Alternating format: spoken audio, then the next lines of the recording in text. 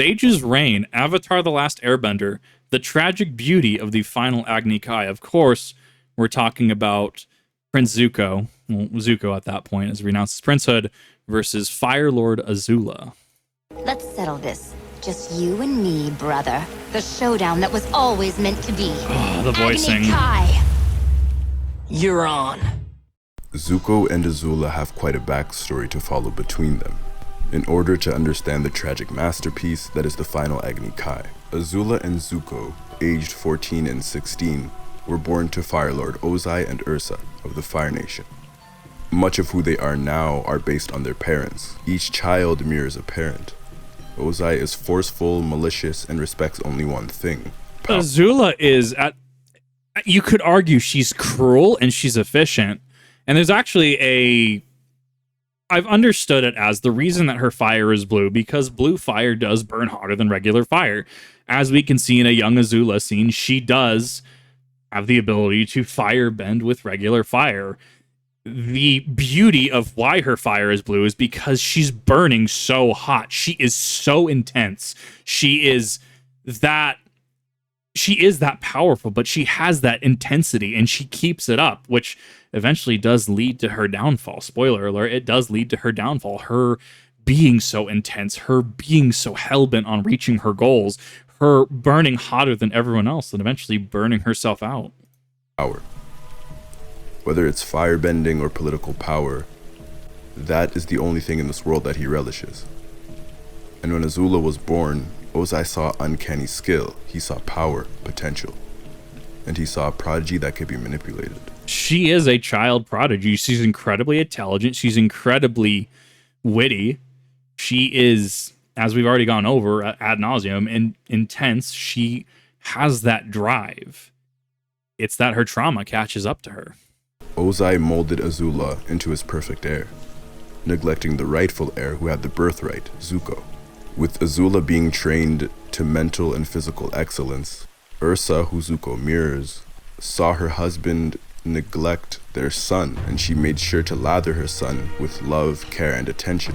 And while Azula chased after her father's acceptance, Ursa and later Iroh raised and gifted Zuko with an abundance of it. The difference between the two is that Ozai never cared for Azula. He never cared for the person behind the ability. Azula She was just a tool. Grew up without the guidance of her mother, as Azula even neglected her, because Ozai made her believe that Ursa did not care for her, when she did. You think I'm a monster? No, I love you, Azula. I do.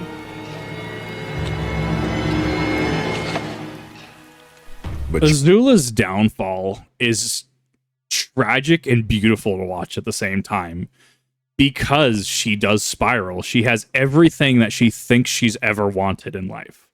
She has been crowned as Fire Lord Azula, or at least is in the process when the Final Agni Kai is issued.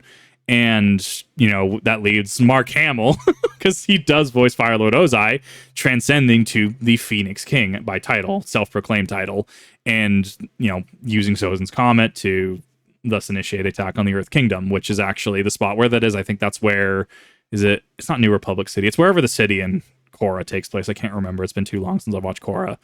And you get to see someone that intense, that passionate, that driven, that misguided achieve their goal, have everything they think they ever wanted, and it's not enough for them, and it'll never be enough for them. That's what they thought they wanted, but it's not what they needed. Where Azula needed the love and compassion and guidance of parents, and Ozai denied her of all of that to form something that resembled a monster at the end. she was forced to spend more time with Zuko because Ozai neglected him. And now Azula wants attention, care, and love, but she shuns everybody in her life away. All the people that were once in her life, she saw as pawns. Yeah. And she later paid the price for it.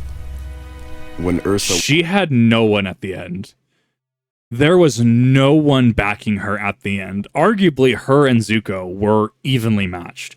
Even with the passion, the ferocity, the intensity that Azula brought to that fight, to that final Agni Kai, Zuko, finding his own meaning, finding his own ways, finding his own inspiration and reason to fight, his own replacement for the firebending that had so long been fueled by hatred is now being fueled by something different.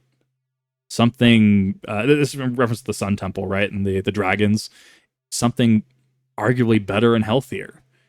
And seeing these two ideologies clash is tragically beautiful. And Zuko did have Katara to back him up. Azula had no one. Was banished for saving her son. Zuko then faced the torment of a father that was willing to kill his own son for power. And later burned. It's heartbreaking for Iroh to watch. Zhao's just an asshole. Like, let's be real. Zhao being willing to kill the moon spirit to continue the assault of the Fire Nation and willing to throw the entire world out of balance is profane. It's heretical, if you will. It is obscene. It is just out there. And we actually get to see him in Korra. Isn't he lost in the swamp, the never-ending swamp or something like that? We get to see him get his just desserts during Korra. Iroh, who at this point doesn't have a son anymore, is watching someone that he is wanting to teach and tutor. And as far as I'm aware, Iroh advised him against fighting, against going against Ozai, has to watch something that he cannot stop. If Iroh stops this, it will be seen as a greater affront, if not dishonor, from my understanding. Iroh has to watch this. And then you see Azula, who's being manipulated by her father, who is watching this happen with sheer delight. This whole sequence is both beautiful and tragic. I know I've used these words a lot in this video. It's true, though. It is the best way that I can describe it. And exiled him. But Zuko would only get stronger because of it. With Iroh by his side, guiding him and providing him with the same love that Ursa once did, Zuko understood his path and his purpose.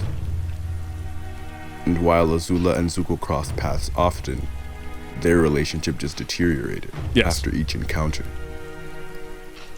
Azula was always out to get Zuko, but in the final fight, she was out to kill him. Yeah. Her own brother. There was a difference there, I would argue. She always had intent to play around, intent to hurt, maim, if you will. She never had true intent to kill. Until the final Agni Kai, when she is so deranged, she is so out there. And Zuko does taunt her into the final gambit, that final move. And what, no lightning today? I'll show you lightning, as she proceeds to charge up just a significant amount of lightning. Sorry it has to end this way, brother. No, you're not. No, you're not. Which leads us to the final Agni Kai. Zuko shows up with the aid of his new friend, Katara, and Azula, mentally unstable, who once had a trusted team, shows up alone. Part of what Zuko saw here and saw that he could take her, if she had true intent to kill and she was at full strength, she was at full mental capacity, she wasn't breaking down, Azula could have won here, in my opinion. It's that she's slipping, she's cracking, he can see it. And that's how he knows he has that chance to win. And I'd argue Zuko isn't even he's not going to kill here. He's really not. And we see the state that she's in. She's off. You can see it in her eyes. Her firebending stance is different. Her hair is uneven. Makeup distorted. This is not Azula. Sozin's comet sets up our scene beautifully. It's dark, very bleak, and the color... Sozin's comet sets it up so that, remember, everyone with firebending is amped. They are amped. So naturally, you have two prodigies who are, each of them in their own right, can succeed Fire Lord Ozai in sheer power, are both amped. This is each of them at pretty much full power plus. Colors are all saturated. The sky is now a dark red, and both Zuko and Azula are wearing the same colors. The maroon reddish color of the Fire Nation. And immediately it is contrasted with the beautiful comet-aided firebending. Azula's flames are now a bright blue, and Zuko's a bright orange. And when the colors of the flames clash, they rise, giving us gorgeous scenery. Colors that usually represent good and evil are now reversed. As soon as the first blast of fire is shown, the sound becomes drowned out. Usually final fight scenes are triumphant with exciting, uplifting music. It's different But this here. score is just sad and tragic. It shows the state that both Azula and Zuko are in. It shows how far they've come. Zuko doesn't want it to end this way, but he has no choice. Azula at this point is beyond saving. He has to commit. She's not going to back down. She will continue until she is stopped. At that point, D&D terms, roll for initiative. You are in combat. You cannot disengage from this. She will not stop. She has to be stopped. Her crossroad of destiny happened a long time ago, and she chose Ozai and the path of destruction. Accompanied with a sorrowful cello that reflects Zuko's despair, the silence is haunting, a beautifully tragic fight. A duel between hard work and talent, between brother and sister. Azula's attacks are wild, not as precise and focused as they usually are. She's not using 2 fingers, this time her blasts are now with her palms. Then they reach a wider radius, but they aren't hitting as close. Compare this with her fight against Aang and others. She's no longer focused. She's no longer using a chisel. She's using a hammer. She is close enough is good enough, right? In that ideology, right? Where yes, she was using 2 fingers, multiple fingers before. Now that she's using her palms, she has no qualms about the energy she's expending. She has no qualms about the tax it's going to have on her, the toll it'll take on her physically, mentally, energy as well. She's not concerned with that. She is driven ahead and will stop at nothing. And yes, she's losing refinement because of it. She is going to continue. She's going to continue until she is stopped, and is not really concerned about technique anymore. She's not really concerned about collateral. She is, yes, chat, she is winning this fight at all costs, and her performance, her technique is suffering because of it. She is usually keeping her opponent at bay and on guard with devastating precision. As usual, she is on the offensive, but her attacks leave herself so open. She's too wide. Azula continues to slip away, and without hesitation, she tries to electrocute Katara. And when Zuko intercepts her savagely produced lightning, she doesn't feel anything for her injured brother. Azula chases Katara around, firing uncontrolled blasts of lightning and fire, and laughing maniacally. And when Katara freezes and locks her down, we see her cry, finally. We see Azula, this monster, humanized. She realizes what she's done. She realizes the mistakes that she's made. And that at the end of the day, it wasn't worth it. She had everything. She had it all. Everything she thought she wanted. But in the end, did it matter? When she was chained up like a common criminal by a inferior quote-unquote waterbender.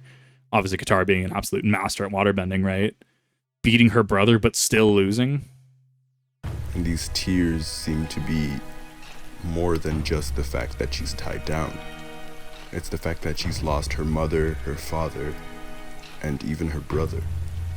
And that feeling is amplified when Zuko is shown, just staring at his sister, who is chained up, sobbing. Zuko knew the person that he took down was not his sister. It was someone he had to defeat in order to keep the world in balance. It was something he had to do. This was a story of 2 siblings. One who was born lucky, and the other who was lucky to be born. Yeah. This beautifully tragic fight seems to relay that blood isn't always thicker than water. There's a lot to unpack with the blood being thicker than water adage. There's a lot to unpack there. And Madness all cracking down her once. Yeah, she was so intense for so long. She was so driven for so long to something she really didn't want. And eventually, what happens if you push something long enough? You drive a car, right? And you drive it long enough, but eventually it runs out of oil and gas. It's just gonna break down. She broke down. Everything crashed down on her at once, and she realized that she lost. she had nothing left. She burnt away everything and everyone that meant anything to her, thinking she could go it alone and that this was her destiny, when her choosing this destiny led to her ultimate downfall. And it is beautifully tragic. I love it. Love the saturation, love the color, love the score. It is a beautiful dichotomy of imagery and dueling philosophies, and right up my alley. It's beautiful. And I have friends, who say that, I didn't like Avatar. Everyone likes Iroh, but, Iroh is just a conglomeration of philosophers. And if you don't like Avatar the Last Airbender, if you don't like characters like Iroh, you are entitled to your opinion. And, if you back it with logic, facts, citations, it's, more power to you. I honestly liked Avatar the Last Airbender. I haven't watched it in a hot minute. If you haven't, I do highly recommend it, as it is a very good series. A lot of people don't like Korra. I actually really liked Korra, specifically Zahir from season 3. Haman is also a very great character in regards to certain philosophies and certain real world philosophies, economics, etc.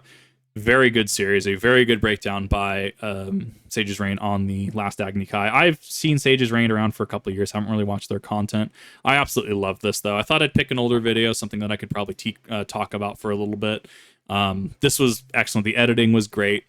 Due to the ratio of the content, the source material, some of the images are coming out a little fuzzy. There's not a whole lot you can do about that. I thought that this was amazing. It was informative. The breakdown of the dichotomy, the saturation, the elements at play here. I thought this was great. I thought this was an amazing video. If you did like this video, I absolutely recommend you go check out this video, as well as any other videos that Sage's Reign might have.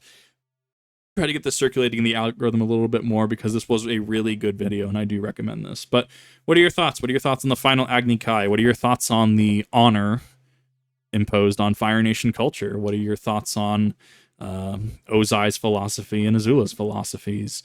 Do you think that Azula was right in aspects? Do you think that she was completely wrong? Let me know in the comments. And as always, please be civil, all that fun stuff. And I will see you in the next one.